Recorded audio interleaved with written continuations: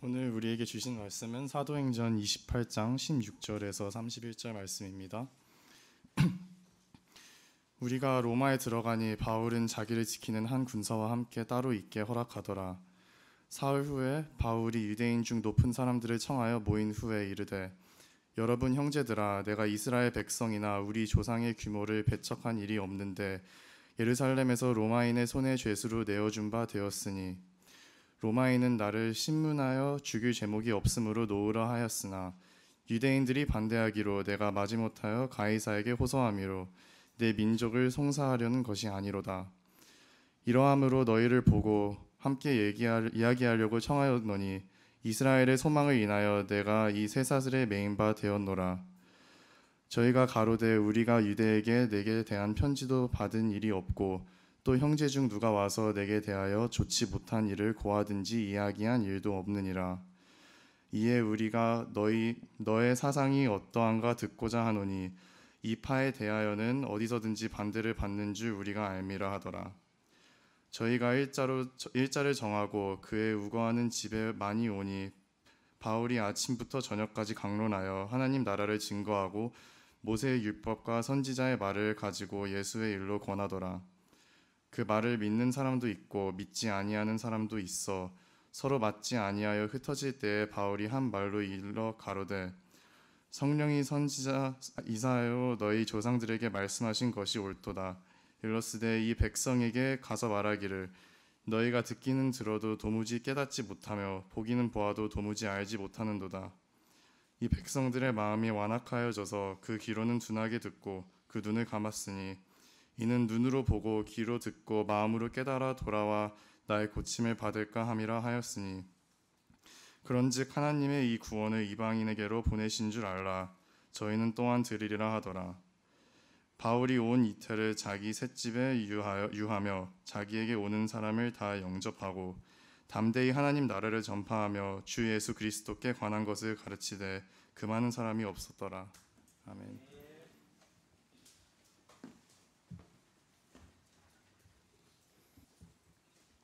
예, 오늘 드디어 우리 사도행전 말씀이 마무리되었습니다. 약 2달 동안 사도행전 말씀 1장부터 28장까지 함께 묵상하신다고 고생 많이 하셨습니다. 사실은 시간을 정해놓고 자기 자신이 성경을 이렇게 집중해서 한 권을 읽는다는 것이 간단한 일은 아닙니다. 저희들이 공동체로서 함께 읽게 됨으로 말미암아 이런 시간이 있었다고 생각을 합니다. 비록 오늘을 끝으로 사도행전 말씀이 묵상이 끝나지만 1장부터 28장 사이에 사람마다 다 다른 각자에게 와닿는 마음, 말씀이 한 가지는 있었을 것입니다. 꼭 그것들을 꼭 마음속에 간직하셔서 만약에 매일 성경 그 정해진 대로 만약에 묵상을 한다면 이제 6년 뒤에 저희들은 다시 사도행전 말씀을 묵상하게 될 것입니다. 그러니까 그 기간 동안 좀 잘 기억하시고 개인적으로 성경 읽으실 때에 지금 묵상했던 내용들을 조금 잘 리마인드 하시면 좋겠습니다. 특별히 여러분께 당부드리고 싶은 것은 지금까지 내용도 다 중요했습니다. 그리고 다 소중했습니다. 근데 특별히 당부드리고 싶은 것은 오늘 선포되는 말씀을 좀 마음속에 간직하셨으면 좋겠다, 그런 생각이 듭니다. 왜냐하면 마지막 부분이기 때문에 사도 바울이 사도행전에서 진짜 자기가 쏟아내어서 알려주고 싶은 그 내용이 오늘 본문에 기록되어 있기 때문입니다. 방금 명찬이가 읽었지만 여러분들이 아시는 것처럼 특별한 내용이 없어 보입니다. 그냥 로마에 도착했다, 이런 일이 있었다, 전했다, 이렇게 끝나는데 이 속에는 진짜 중요한 내용, 우리가 일평생 동안 놓치지 말아야 할 아주 중요한 내용, 결론과 같은 내용이 기록되어 있습니다. 오늘 본문은 크게 둘로 나누어집니다. 첫 번째는 2가지 사건이 기록되어 있는데 한 가지 사건은 뭐냐 하면 사도 바울이 유대인들을 초청해서 그들에게 강론하는 겁니다. 자기가 했던 내용들을 강론하는 겁니다. 두 번째 내용은 뭐냐 하면 그들의 반응이 나타나면서 사도 바울이 2년 동안 어떻게 살았는지 그냥 설명되어 있습니다. 그런데 놀랍게도 첫 번째 사건과 두 번째 사건에는 여러분들이 발견하셨는지 모르겠지만 한 가지 공통적인 내용이 있습니다. 그 공통적인 내용이 뭐냐면 바로 하나님 나라입니다. 오늘 보면 23절과 31절에 각 구절이 끝나는 데에 하나님 나라가 공통적으로 기록되어 있습니다. 따라서 오늘 저희들은 오늘 본문에 기록된 그 하나님 나라, 그 나라가 어떤 나라인지, 그리고 그 나라가 이 땅에 임한 하나님의 나라라면 어떠한 특징이 있는지, 우리는 과연 이 땅에 이미 임한 하나님 나라를 잘 살아내고 있는지 오늘 본문을 통해서, 그리고 만약에 내가 그 삶을 살고 있다면 오늘 사도 바울처럼 담대하고 거침없이 그 하나님 나라를 전하고 있는지 한번 점검해보는 마지막 시간이 되었으면 좋겠습니다. 주보를 보시면 첫 번째 사건 나와 있습니다. 오늘 보면 첫 번째 사건은 유대인들을 향한 바울의 강론입니다. 바울이 유대인들에게 자신이 가진 사상을 강론합니다.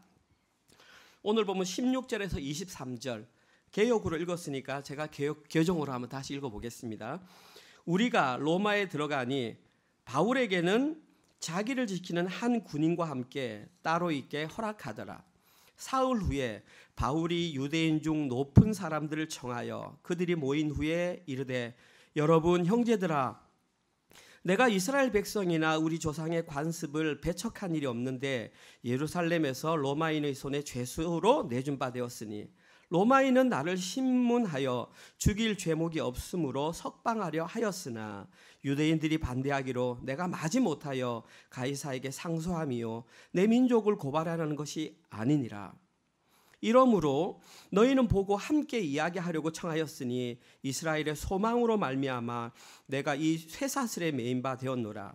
그들이 이르되, 우리가 유대에서 내게 대한 편지도 받은 일이 없고 또 형제 중 누가 와서 내게 대하여 좋지 못한 것을 전하든지 이야기한 일도 없느니라. 이에 우리가 너희 사상이 어떠한가 듣고자 하니 이 파에 대해서는 어디서든지 반대를 받는 줄 알기 때문이라 하더라. 그들이 날짜를 정하고 그가 유숙하는 집에 많이 오니 바울이 아침부터 저녁까지 강론하여 하나님 나라를 증언하고 모세의 율법과 선지자의 말을 가지고 예수에 대하여 권하더라. 첫 번째 본문입니다. 사도 바울이 유대인들을 모아놓고 그들에게 강론했습니다. 이 내용을 통해서 저희들이 알 수 있는 가장 첫 번째 내용은 16절에 나와 있는 내용입니다. 오늘 보면 16절에 보면 이렇게 나와 있습니다. 우리가 로마에 들어가니 바울에게는 자기를 지키는 한 군인과 함께 따로 있게 하더라. 지금 사도 바울은 신분이 어떤 신분입니까? 죄수입니다. 그런데 보십시오. 죄수에게 자기를 지키는 한 군인과 함께 따로 하고 있다. 이걸 뭐라고 그러냐면 특혜라고 그럽니다. 지금 사도 바울은 엄청난 특혜를 받고 있습니다. 그런데 여러분이 아셔야 될 것이 지금 사도 바울의 손에는 쇠사슬이 있습니다. 그리고 이 쇠사슬은 어디에 묶여 있냐면 또 다른 군인의 손에 묶여 있습니다. 자, 이해하시겠습니까? 사도 바울의 손에 쇠사슬이 있고 쇠사슬이 연결된 한 군인의 쇠사슬에 묶여 있습니다. 도망을 못 갑니다. 저기에 따로 한 군인과 있어도 지금 자기 손에는 쇠사슬이 묶여 있습니다. 왜냐하면 죄인이기 때문에. 하지만 그렇다 할지라도 지금 사도 바울은 특별한 대우를 받고 있습니다.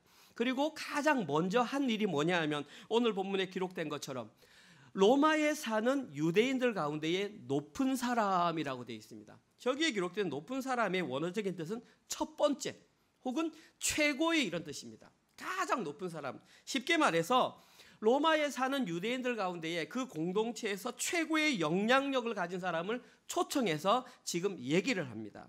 그 내용이 17절에서 20절에 아주 길게 기록되어 있습니다. 제가 짧게 말씀드리겠습니다. 사도 바울은 자신이 왜 여기에 오게 됐는지 4가지 이유를 밝힙니다. 첫 번째 이유 17절. 나는 사도 바울 자신은 조상들의 관습을 어긴 일이 없다. 그렇지만 여기에 와 있다. 첫 번째 17절. 나는 조상들의 관습을 배척한 일이 없다. 두 번째 18절.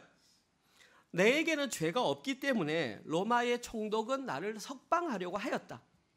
세 번째 19절. 그런데 유대인들이 자신의 석방을 반대하여 마지못해 내가 로마 시민으로서 가이사에게 상소를 했다. 그리고 너희들을 고발할 이유는 전혀 없다. 마지막 4번째. 결론적으로 20절에서 사도 바울이 이곳에 오게 된 결정적인 이유는 이스라엘의 소망 때문이었다. 사도 바울은 1, 2, 3, 4 중에 한 가지만 말하라고 그러면 4번째, 이스라엘의 소망 때문에 자기가 왔다. 진짜 말하고 싶은 것은 이것입니다. 따라서 4가지 다 설명할 수 없고 4번째 이스라엘 소망이 무엇인지만 간략하게 설명드리겠습니다. 사도 바울은 자신이 지금 쇠사슬에 매이게 된 죄수의 신분으로 로마에 오게 된 가장 결정적인 이유가 이스라엘의 소망 때문이었다. 소망이라고 하는 단어는 우리가 알고 있는 믿음, 소망, 사랑과 그 중에 한 단어 엘피스입니다. 그냥 바라다, 소망하다. 사도 바울은 여러 번 신문을 받았는데 신문을 받을 때마다 이 단어를 썼습니다. 내가 매인 것은 이 소망 때문에 매였다. 한 가지 예를 들어드리겠습니다. 지난주 수요일 본문입니다. 사도행전 26장 6절과 7절 내용. 이제도 여기 서서 신문 받는 것은 하나님이 우리 조상에게 약속하신 것을 바라는 까닭이니 이 약속은 우리 12지파가 밤낮으로 간절히 하나님을 받들어 섬김으로 얻기를 바라는 바인데 아그리빠 왕이여 이 소망으로 말미암아 내가 유대인들에게 고소를 당하는 것이니라. 저기에 기록된 소망이 엘피스입니다. 똑같습니다. 아그리빠 왕 앞에서 자신이 변론할 때 사실은 외형적으로는 변론인데 실제로는 설교입니다. 그 앞에서 설교할 때 나는 왜 지금 내가 이 자리에 서 있냐면 이 소망으로 말미암아 서 있다. 우리는 이 소망이 무엇인지 잘 알고 있습니다. 이 소망은 바로 예수 그리스도가 십자가에 달려 돌아가시고 부활하신 그것이 소망임을 우리는 잘 알고 있습니다. 그런데 사도 바울은 구태여 그 말을 안 하고 있습니다. 그냥 이 소망으로 이렇게 말합니다. 아직까지는 예수님이라고 하는 그 단어를 그들 가운데 밝히고 있지 않습니다. 아그리빠 왕 앞에서도 그렇고 로마에 있는 높은 유대인들 앞에서도 그렇게 말하고 있습니다. 사랑하는 성도님들은 지금 이렇게 말하고 있는 사도 바울의 모습이 좀 어떻게 보이십니까? 저는 설교를 준비하면서 지금 이렇게 말하고 있는 사도 바울의 모습이 아주 약간은 자신의 상황을 좀 변명하고 있다. 좀 그런 느낌이 들었습니다. 쉽게 말해서 조금 저자세로 지금 말하고 있다는 느낌을 지울 수가 없었습니다. 그래서 사도 바울은 그 자신 있는 믿음의 용사가 왜 도대체 이 부분에서는 변명하는 듯한 저자세로 자신을 변호했던 것일까요? 믿음이 떨어져서 그랬을까요? 그렇지 않습니다. 오늘 본문에서 사도 바울이 이렇게 저자세로 약간 변명하는 듯한 모습을 보이는 것은 자신에 대한 잘못된 선입견으로 인해 그들에게 복음 전할 기회가 사라질까 봐 우려됐기 때문입니다. 사도 바울의 목적은, 사도 바울의 사명은 오직 그들에게 십자가 복음을 전하는 것입니다. 십자가 복음을 전하기도 전에 그들이 나에 대해서 오해하면 내 목적을 이룰 수 없기 때문에 지금 사도 바울은 사람들의 눈에 조금 비굴하게 보인다 할지라도 지금 사명에 충실한 모습으로 그 자리에 서 있었던 것입니다. 오늘 본문에서 사도 바울이 로마에서 십자가 복음을 전해야 그 복음을 들었던 사람들이 로마의 대로를 타고 전 세계로 복음이 퍼져갈 것을 명확하게 알고 있었기 때문에 사도 바울은 의도적으로 그들의 심기를 건드리지 않았던 것입니다. 그런데 불행인지 다행인지 모르겠지만 로마에 있던 유대인들은 아직까지 사도 바울이 어떤 사람인지에 대한 정보가 없었다라고 말했습니다. 그래서 시작했습니다. 그러면 내가 어떤 사람인지 알려줄게. 내가 왜 여기에 와 있는지 알려줄게 라고 하면서 자기의 사상을 전했습니다. 그 사상이 바로 23절입니다. 한번 같이 읽어보겠습니다. 어떤 사상을 전했는지 시작.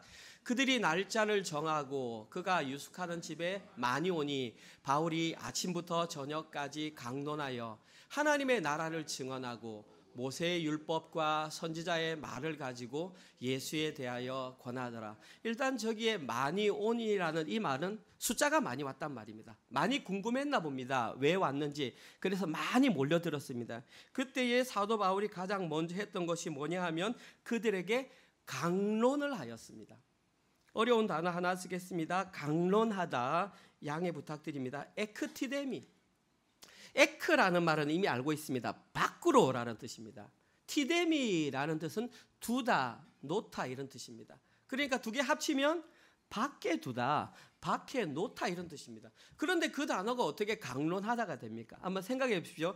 내가 어떤 것을 밖에 내어서 드러낼 정도로 정확하게 설명하다. 이것이 바로 강론하다입니다. 쉽게 말해서 지금 사도 바울은 하나님 나라를 드러내기 위해서 눈에 보고 손에 만져질 정도로 아주 열심히 설명했다는 것입니다. 어떻게 하면 그들이 볼까? 어떻게 하면 그들이 만질 수 있을까? 자세하게 설명했다는 것입니다. 그 놀라운 게 뭔지 아십니까?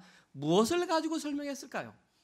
오늘 본문에 의하면 모세의 율법과 선지자의 말을 가지고 했습니다. 모세의 율법과 선지자가 뭐냐면 그 당시에 있던 성경, 우리가 말하는 무슨 성경? 구약 성경.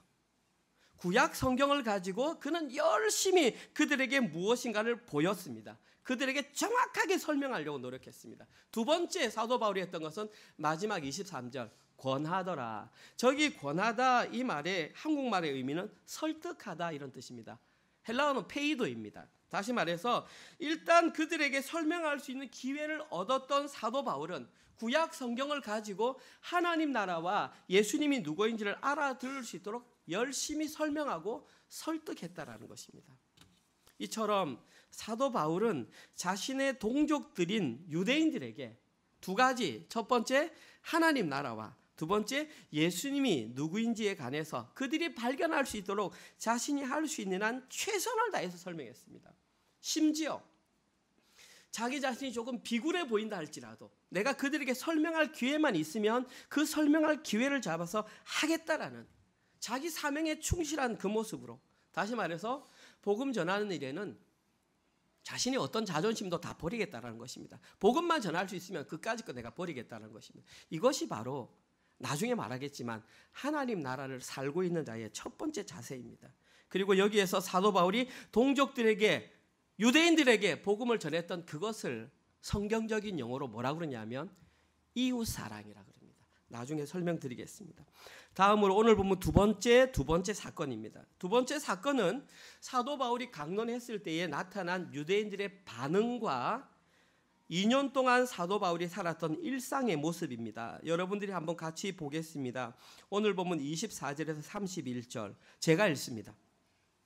그 말을 믿는 사람도 있고 믿지 아니하는 사람도 있어 서로 맞지 아니하여 흩어질 때에 바울이 한 말로 이르되 성령이 이스라엘을 통하여 너희 조상들에게 말씀하신 것이 옳도다. 일러스되 이 백성에게서 말하기를 너희가 듣기는 들어도 도무지 깨닫지 못하며 보기는 보아도 도무지 알지 못하는도다. 이 백성들의 마음이 우둔하여져서 그 귀로는 둔하게 듣고 그 눈은 감았으나 이는 눈으로 보고 귀로 듣고 마음으로 깨달아 돌아오면 내가 고쳐줄까 함이니라 하였으니 그런즉 하나님의 이 구원이 이방인에게로 보내진 줄 알라. 그들은 그것을 들으리라 하더라. 없음. 바울이 온 이태를 자기 셋집에 머물면서 자기에게 오는 사람을 다 영접하고 하나님 나라를 전파하여 주 예수 그리스도에 관한 모든 것을 담대하게 거침없이 가르치더라. 일단 이 본문에서 첫 번째 알 것은 유대인들의 반응입니다. 24절 보시면 딱 정확하게 둘러 나눠집니다. 사도 바울이 많은 사람을 불러서 하나님 나라와 예수를 딱 전했습니다. 보십시오. 첫 번째, 그 말을 믿는 사람도 있고 믿지 않는 사람도 딱 나타났습니다. 미리 말씀드리지만 믿는 사람은 극소수였고 대부분의 사람들이 믿지 않았습니다. 일단 저기에 기록된 믿는 사람, 이 믿다라는 단어의 뜻이 뭐냐면 좀 전에 바로 앞에 23절에 권하다라고 기록된 페이도, 설득하다입니다. 다시 말해서 지금 여기에 이 사람들이 한 것은 설득당해서 믿기 시작했다라는 것입니다. 이 단어가 믿다라는 뜻이 아니고 설득하다, 그리고 이것이 미완료 과거 수동태로 사용됐기 때문에 설득당했다, 지금 이 말입니다. 그러니까 사도 바울이 강론을 했을 때에 어떤 소수의 사람들은 그 말에 맞구나, 사도 바울이 딱 맞네, 우리가 구약 성경을 잘못 알았네, 설득당한 사람이 소수였습니다. 두 번째, 여기에 기록된 두 번째 반대 사람은 믿지 않은 사람도 있었다. 여기 믿지 않다라는 것은 말 그대로 우리가 아는 믿다라는 단어입니다. 그런데 거기에 헬라어로 아자가 붙으면 아피스토스는 반대의 뜻입니다. 어게인스트라는 뜻입니다. 그래서 그냥 우리말로 풀어서 하면 믿지 않았다. 그런데 미완료 과거 능동태니까 자신의 의지를 가지고 계속해서 안 믿었다 이 말입니다. 두 개가 완전히 분리됩니다. 사도 바울로부터 들었던 사람은 믿어지게 되었다, 설득당했다. 두 번째, 이 사람들은 자기의 의지를 가지고 안 믿었다. 재밌지 않습니까? 나중에 말하겠지만 구약 선지자 이사야가 이스라엘 백성들 앞에 선포할 때 똑같이 나타났습니다. 오늘 본문에서 사도 바울이 하나님의 나라를 선포할 때 똑같이 나타났습니다. 신기한 건 교회에서 똑같이 선포해도 결과가 똑같이 나타난다는 것입니다. 집중해서 들어야 합니다. 결론적으로 사도 바울의 강론에 들었던 유대인들의 반응은 딱 둘로 나누어져서 어떤 사람은 믿는 게 맞다, 어떤 사람은 안 믿는 게 맞다는 것, 두 사람 사이에 싸움이 일어났습니다. 오늘 보면 25절 서로 맞지 아니하여 심포노스, 심포노스 우리가 아는 심포니입니다. 조화로운, 노래가 잘 어울리는, 아는 반대말이니까 어울리지 않는, 조화되지 않은, 다투는 이런 뜻입니다. 두 사람의 의견이 갈리니까 서로 다퉈버렸습니다. 이때에 사도 바울은 반대 의견을 제시했던, 다시 말해서 안 믿겠다라고 고집을 피웠던 사람들에게 돌아가는 그들의 귀에 26절과 27절을 읽었습니다. 오늘 본문 기록된 26절과 27절 내용은 사도 바울이 한 내용이 아니라 구약 선지자 이사야가 이사야서 6장 9절에서 10절에서 기록한 내용입니다. 시간 관계상 안 읽겠습니다. 집에 가서 읽어보십시오. 이사야서 6장 9절과 10절에서 읽었습니다. 이사야 6장이 어떤 성경입니까? 이사야가 하나님으로부터 소명을 받는 사건입니다. 하나님, 제가 죄인입니다. 어떡하니까 천사가 와서 숯불에, 제단 숯불에 내 입술에 대면 네 죄가 사해졌다 했던 그 소명을 받는 장면 6장입니다. 그때 하나님께서 뭐라고 그러냐면 네가 그들에게 가서 전할 것이다. 그런데 그들이 보기는 보아도 안 믿을 것이다. 지금 그 말했습니다. 그런데 오늘 본문은 조금 다르게 기록되어 있습니다. 왜냐하면 오늘 본문은 구약 성경을 그대로 기록한 것이 아니라 70인역을 갖다 넣었기 때문에 오늘 집에 가서 읽어보시면 알겠지만 끝부분이 다릅니다. 끝부분이 다른 것은 뭐 결과가 다르다는 말이 아니라 강조점의 차이가 있습니다. 원래 구약 성경은 심판의 강조점이 있다면 오늘 본문에 기록된 이 70인역은 인간의 책임의 강조점이 있습니다. 아무튼 결론적으로 오늘 본문에서 사도 바울이 이사야서 본문을 인용했던 이유는 하나님께서 선지자를 통하여 하나님의 말씀을 아무리 선포해도 그들이 알아듣지 못했던 것처럼 지금 사도 바울 당시의 유대인들도 진리를 선포해도 알아듣지 못한다라는 것, 그 현상이 똑같다는 것을 지적하기 위해서 말했습니다. 그래서 28절에서 28절입니까? 이제부터 구원이 이방인에로 가게 되는 것을 너희들이 보게 될 것이다. 이사야 당시에 이스라엘 백성들이 이사야의 말을 안 들었던 결과가 뭐냐 하면 북이스라엘은 아수르에 망하고 남유다는 바벨론에 멸망해서 그들이 구원에서 멀어진 것입니다. 오늘 본문에서 바울의 강론을 들어서 믿지 않았던 이 유대인들의 결과는 구원이 멀어졌습니다. 그들의 구원이 이방인에게로 흘러갔다. 이것이 오늘 본문에서 말하고 싶은 첫 번째 내용입니다. 두 번째 내용은 뭐냐 하면 30절 31절에 기록된 내용. 이제 2년 동안 사도 바울이 어떻게 살았느냐. 학자들은 말합니다. 사도 바울이 로마에 도착한 시간이 AD 60년입니다. 주후, 우리가 말하는 예수님 태어난 이후 60년. 그러니까 오늘 본문은 그 2년 사이에 있었던 사도 바울의 일상입니다. 다시 말씀드리지만 사도 바울의 손에는 여전히 군인과 묶여있는 체인이 지금 손에 있습니다. 하지만 자기 집에 찾아오는 모든 사람들, 이방인이나 유대인이나 할 것 없이 그들에게 오직 한 가지 내용을 전했습니다. 그런데 그 내용을 소개하기 전에 우리가 꼭 알아야 되는 것이 사도 바울이 어떻게 전했느냐. 31절 끝부분 함께 읽겠습니다. 시작. 하나님 나라를 전파하며 주 예수 그리스도에 관한 모든 것을 담대하게 거침없이 가르치더라. 오늘 설교 제목입니다. 담대하게 거침없이. 자기 집에 찾아오는 이방인이나 유대인에게 담대하고 거침없이. 담대하다라는 말, 오늘 설교 중에 가장 어려운 말입니다. 양해하고 들어주십시오.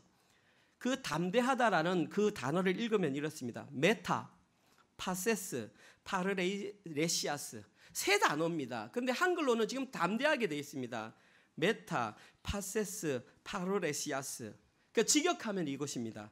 모든 용기를 가지고, 모든 확신을 가지고, 모든 담대함을 가지고, 그것을 담대하게 이렇게 기록했습니다. 특별히 마지막에 기록된 파르레시아스라고 하는 단어는 사람이 낼 수 있는 가장 큰 용기와 확신을 가지고 사용할 때 그 단어를 사용합니다. 쉽게 말해서 사도 바울은 자신의 집을 찾아오는 모든 사람들에게 자신이 할 수 있는 최고의 용기, 그리고 최고의 확신을 가지고 두려움 없이 하나님 나라와 예수를 증거했다. 이것이 담대하게입니다. 그 뒤에 기록된 거침없이는 또 나옵니다. 반대로 콜리오, 방해하다. 아무런 방해가 없이 가르쳤다. 사도 바울은 죄인이기 때문에 방해를 받는 것이 정상입니다. 그런데 하나님의 도우심으로 말미암아 죄수의 신분에도 불구하고 누구의 방해도 받지 않고 자신이 선포하고 싶은 만큼 아주 담대하게 하나님 나라를 선포했다. 그 내용이 바로 담대하게 그리고 거침없이라는 것입니다. 쉽게 말해서 지금 이 사도 바울은 완전히 하나님 나라와 예수님을 선포하기 위해서 그의 모든 에너지, 그의 모든 시간, 모든 자유시간, 2년의 모든 세월을 다 거기에 투자했다는 것입니다. 참고로 이 2년 동안 사도 바울은 그곳에서 옥중서신을 기록했습니다. 옥중서신, 감옥에서 기록한 편지 4개, 에베소서, 빌립보서, 빌레몬서, 골로새서. 오늘 집에 돌아가서 한번 여러분들이 2년 동안 감옥에 갇혀서 하나님 나라와 예수를 선포했던 그 바울을 생각하면서 에베소서와 빌립보서와 골로새서와 빌레몬서를 한번 읽어보십시오. 눈물이 없이는 그 성경을 읽을 수가 없습니다. 감옥에서 이렇게 했구나. 어떻게 감옥에서 에베소 교인들에게 이런 말을 할 수 있지? 특별히 빌립보에서 지난주 설교에서 말했듯이 내가 가난함에도 부할 줄 알고 내가 자족함을 배웠노라. 내게 능력 주시는 자에서 모든 것을 할 수 있느니라. 그 말이 저기서 나왔다는 게 이해할 수 없는, 참으로 이 사람은 어떻게 그런 내용을 적을 수 있었을까? 오늘 저희들이 마지막에 살펴볼 내용은 사도 바울은 왜 이렇게 담대하게 그리고 거침없이 하나님 나라를 선포할 수 있었을까요? 두 번째, 그리고 그 하나님 나라는 무엇일까요? 한번 살펴보도록 하겠습니다. 첫 번째, 사도 바울이 이토록 하나님 나라를 담대하고 거침없이 선포할 수 있었던 이유는 첫 번째, 사도 바울이 그 나라를 살고 있었기 때문입니다. 두 번째, 자기가 사는 나라가 너무 좋았기 때문입니다. 다시 한번, 사도 바울이 이렇게 거침없이 담대하게 선포할 수 있던 이유는 이미 사도 바울이 이 땅에 임한 하나님 나라를 살고 있었기 때문입니다. 그리고 두 번째, 그 나라가 너무 좋았기 때문에 예수님을 믿는 모든 사람들에게 그걸 다 선포하고 싶었던 것입니다. 그러면 도대체 이 사도 바울이 살았던 그 하나님 나라는 어떤 나라일까요? 어쩌면 오늘 설교의 가장 핵심적인 내용입니다. 여기에 계신 분 가운데에 하나님 나라 나 다 알고 있어 라고 말할 수 있습니다. 물론 맞습니다. 저희 은혜로 장로교회에서는 새가족 공부를 하는데 심화과정 2주차에 반드시 하나님 나라를 배우게 되어 있습니다. 그리고 그때 하나님 나라가 무엇인지를 배웠습니다. 하지만 우리는 망각의 동물입니다. 까먹었을 것입니다. 다시 설명드립니다. 여기에 기록된 하나님 나라는 첫 번째, 우리가 이 땅에 수명이 다해서 죽어서 가는 그 나라를 말하는 것이 아닙니다. 물론 당연히 우리는 이 땅에서 예수님을 믿으면 죽어서 하나님 나라를 갑니다. 그런데 오늘 본문에서 사도 바울이 살았던 그 나라는 우리가 육신이 죽었을 때 어딘가 가는 그 장소적인 하나님 나라를 말하는 게 아닙니다. 제가 왜 이렇게 확신 있게 말하냐 하면, 만약에 그런 나라 같으면 사도 바울은 빨리 죽는 게 좋았습니다. 누구처럼? 스데반처럼. 에베소에서 돌을 맞았을 때 그냥 죽으면 바로 하나님 나라 가는 것이기 때문에 그것이 가장 좋은 거였습니다. 오늘은 그렇지 않습니다. 고린도후서 11장 24절 집에 가서 읽어보십시오. 사도 바울이 어떠한 고난을 당했는지. 유대인들에게 40에 하나를 감한 매를 5번 맞았습니다. 채찍 세 갈래 있는 그 채찍, 그것으로 등을 13번을 맞으면 39대입니다. 그것 맞으면 죽습니다. 근데 그걸 5번 맞았습니다. 두 번째, 태장으로 3번을 맞았습니다. 태장은 로마인들이 쓰는 채찍을 말합니다. 로마인들이 쓰는 채찍에는 뼈 갈고리가 있습니다. 그걸 가지고 한번 탁 치면 등에 살이 확 일어납니다. 그걸 3번을 맞았습니다. 그리고 우리가 아는 바와 같이 돌에 맞아서 한 번 죽었습니다. 3번 파선당했습니다. 지난주에 우리는 한 번 파선당하는 거 봤는데 그 파선당하는 것을 3번 경험했습니다. 뿐만 아니라 그 외에 주림과 목마름과 춥고 굶주림과 헐벗음에 노출되었단 말이었습니다. 만약에 죽어서 가는 하나님 나라 같으면 그냥 딱 죽으면 끝입니다. 그게 아님을 알기 때문에 지금 오늘 본문에서 사도 바울은 그 하나님 나라를 말하지 않은 것입니다. 오늘 본문에서 사도 바울이 외쳤던 그 하나님 나라는 사람이 죽으면 가는 어떤 장소의 개념의 하나님 나라가 아니라 이 땅에 이미 임한 하나님 나라입니다. 자, 질문 드리겠습니다. 그러면 이 땅에 하나님 나라는 언제 임했을까요? 사도 바울은 그 나라에 살고 있었잖아요. 하나님 나라는 언제 이 땅에 임했을까요? 하나님 나라는 예수님이 이 땅에 오시면서 임합니다. 누가복음 11장 20절입니다. 한번 같이 읽어볼까요?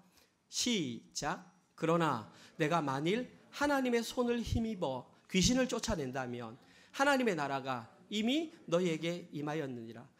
사람들이 귀신 들린 사람을 데려왔습니다. 그때 예수님이 그 사람을 딱 고쳐줬습니다. 그래서 주변 사람들이 뭐랬냐면 저 예수라는 존재가 바알세불, 다시 말해서 귀신의 왕의 힘을 빌어서 귀신을 쫓아낸다라고 막 예수님을 모함했습니다. 그때 하신 말씀이 그러나 내가 만일 하나님의 손을 힘입어 귀신을 쫓아낸다면 하나님의 나라가 이미 너에게 임하였느니라. 이 말의 뜻이 뭐냐 하면 나는 지금 하나님의 손을 힘입어 귀신을 쫓아낸 것이다.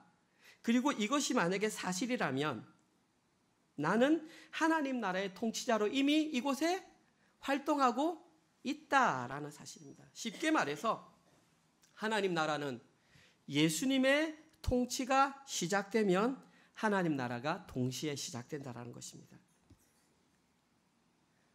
대상자가 되든지 안 되든지 상관없습니다. 하나님의 다스림이 누군가의 인생이 시작되면 그 사람에게는 하나님 나라가 시작된다는 것입니다. 이런 차원에서 본다면 사도 바울에게는 언제 하나님 나라가 임했을까요?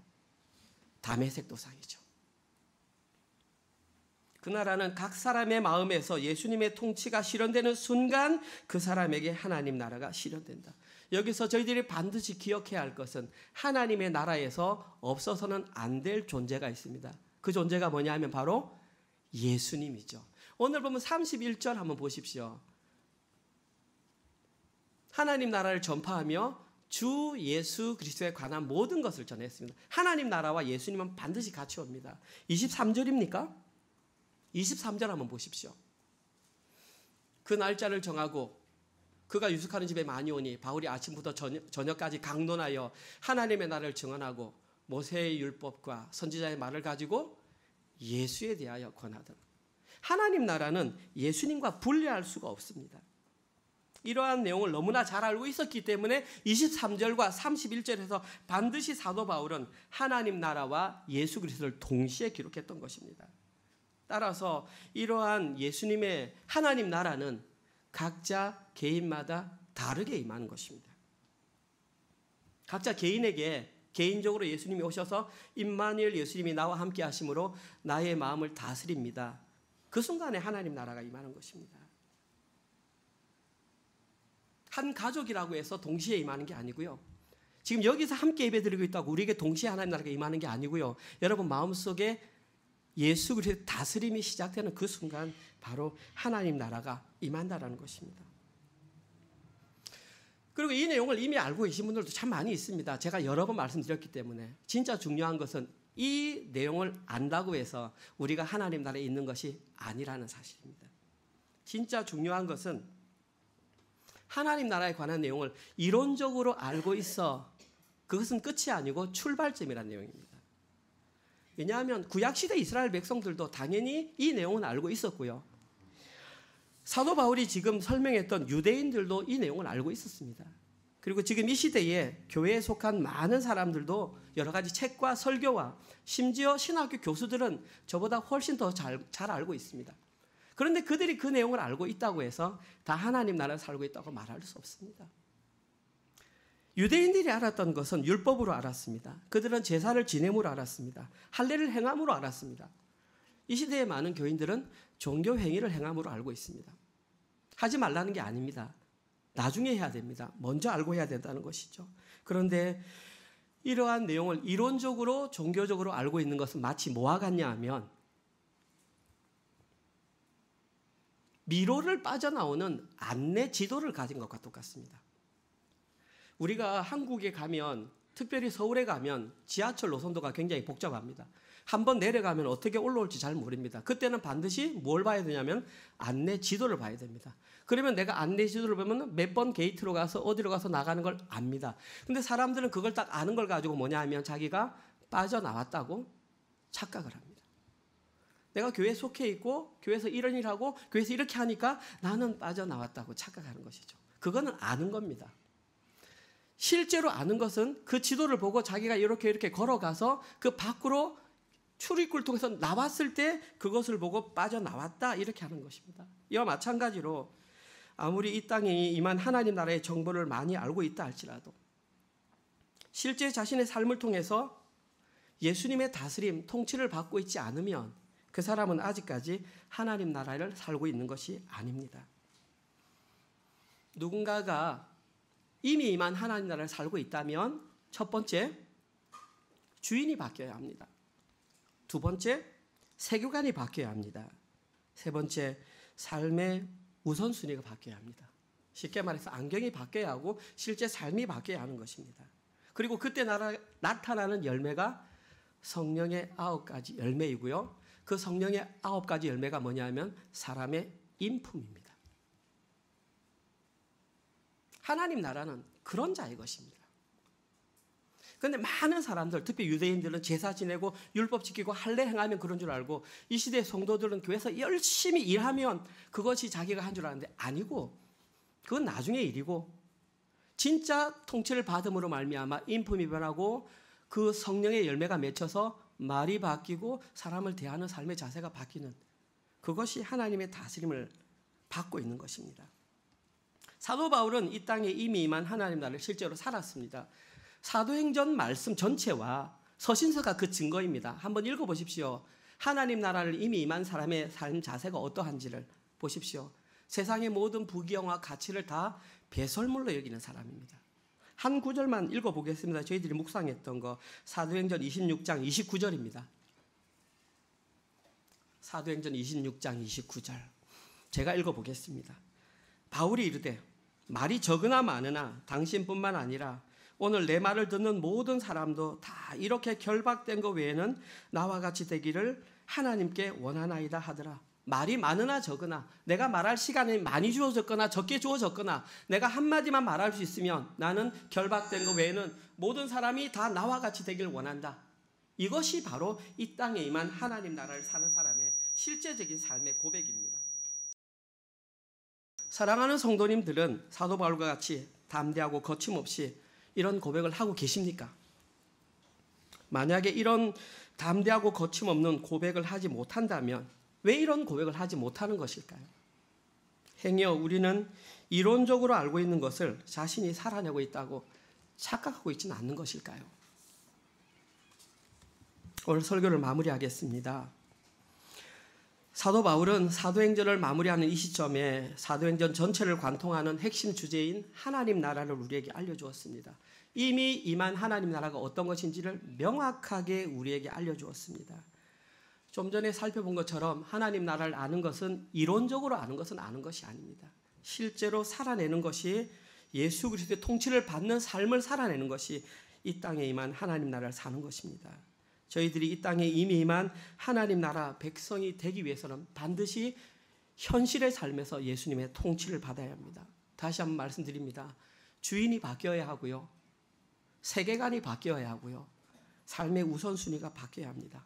그리고 진짜 바뀐 사람은 반드시 자신의 입술을 통해서 담대하게 그리고 거침없이 이 하나님 나라를 전파하게 되어 있습니다. 그리고 이것이 우리가 할 수 있는 이웃들에게 가장 사랑할 수 있는 방법.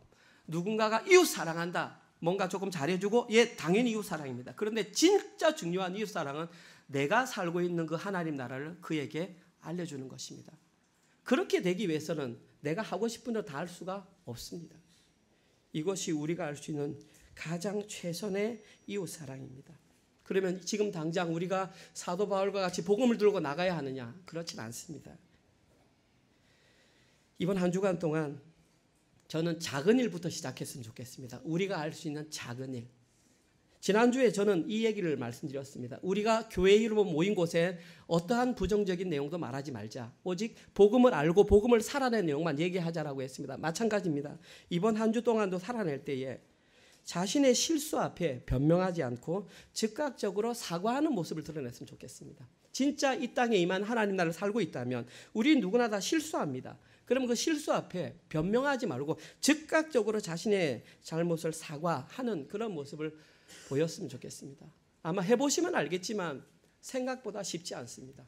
왜냐하면 아직까지 저희들에게는 자아라는 것이 살아있기 때문에 아담의 본성이 살아있어서 어떻게 하면 그것을 조금 보호하려고 하는 그런 욕망들이 우리에게 있기 때문입니다. 변명하기에 급급한 그러한 모습이 저희들의 일상입니다. 그러나 저희들이 이렇게 작은 것부터 하나하나 천천히 실천하다 보면 어느새 넉넉하게 변해 있는 자신을 발견하게 될 것입니다. 그리고 이때 가장 필요한 것이 말씀 묵상과 성경 읽기, 찬양과 기도, 성례에 참여하는 것입니다. 개혁주의에서는 이것을 은혜의 3요소라고 합니다. 그래서 저희들에게 은혜의 3요소라고 합니다. 말씀 묵상, 찬양과 기도, 성례에 꾸준히 참여해야 합니다. 그리고 그렇게 하루하루를 살아내는 것이 이 땅에 이미 임한 하나님 나라를 살아가는 것입니다. 이번 한 주간 동안 이 땅에 이미 임한 하나님 나라를 발견하셔서 주인이 바뀌고 세계관이 바뀌고 삶의 우선순위가 바뀐 자의 삶을 잘 살아내셔서 믿지 않는 이웃들에게 하나님 나라를 담대하고 거침없이 소개하시는 모든 분들 되시기를 주님의 이름으로 축원드립니다. 아멘. 하나님 감사합니다. 사도행전 말씀을 마무리하면서 저희들이 반드시 알아야 할 하나님 나라에 관하여 다시 한번 정확하게 정립해 주시니 참으로 감사합니다. 이제는 대충 아는 것으로 안다고 착각하지 말게 하시고 정확하게 알았다면 하나님 그 나라를 정확하게 살아내는 저희들 될 수 있도록 인도하여 주시옵소서. 이제 오늘부터는 우리의 주인이 바뀌고 우리의 세계관이 바뀌고 우리의 삶의 우선순위가 바뀐 그 모습을 보이게 하여 주시옵소서. 그러나 저희들은 너무나 연약하고 미약하여 자주 넘어집니다. 성령 하나님 말씀을 통하여 알려주시옵소서. 기도를 통하여 하나님 음성을 들려주시옵소서. 세례와 성찬을 통하여 그것이 얼마나 큰 은혜인지를 깨닫게 하여 주시옵소서. 그리하여서 힘들고 어려울 때에 더욱더 주님을 붙잡고 말씀 가운데 나아가 이 땅에 임한 하나님 나라를 확고하게 배울 수 있도록 은혜를 더하여 주시옵소서. 저희들에게 직장과 사업체를 허락하셔서 또 일할 수 있는 시간과 재능을 주셔서 물질을 벌게 하시니 참으로 감사합니다. 이 모든 것이 하나님의 은혜임을 고백합니다. 그리고 하나님께서 허락하신 물질을 11조와 주정헌금과 감사헌금과 성교헌금과 셀헌금으로 하나님께 올려드릴 수 있도록 인도하시니 참으로 감사합니다. 함께 동참하지 못한 자들에게도 참여할 수 있는 믿음과 물질을 허락하셔서 그 나라의 풍성함을 함께 누리는 귀한 성도 되게 하여 주시옵소서. 이제는 우리 주 예수 그리스도의 은혜와 하나님의 사랑하심과 성령님의 위로 교통 감화 깨닫게 하심이 이 땅에 이미 임한 하나님 나라를 살아가며 담대하고 거침없이 주변의 사람들에게 그 하나님 나라를 알려주기로 결단하는 사랑하는 은혜로 교회 모든 가족들 머리 위에와 지금 이 시간에도 세계 곳곳에 흩어져서 주의 복음을 담대히 증거하시는 선교사님들과 그들의 사역과 그들의 자녀들 머리 위에 지금부터 영원토록 함께 있을지어다. 아멘.